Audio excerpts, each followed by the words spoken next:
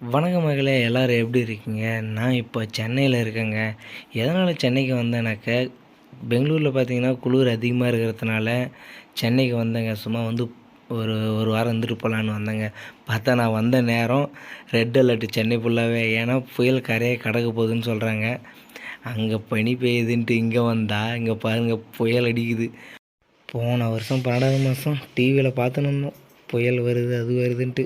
இப்போ லைவாக பார்க்குற மாரி ஆயிடுச்சு. என்ன பண்ணுறது? நீங்கள் ஒன்றுமே பண்ண தேவையில்ல, வீட்டில் சும்மா இருந்தால் போதுன்னு கவர்மெண்ட் சொல்லிச்சு.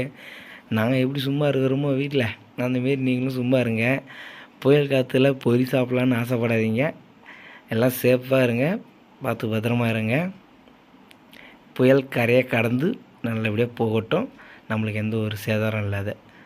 ஓகே கைஸ், அடுத்த வீடியோவில் உங்களை சந்திக்கிறேன். நம்மளுடைய சேனலை சப்ஸ்கிரைப் பண்ணிக்கோங்க, பெல் பட்டனையும் அழுத்திடுங்க. சப்ஸ்கிரைப் பண்ணுங்கள் கைஸ்.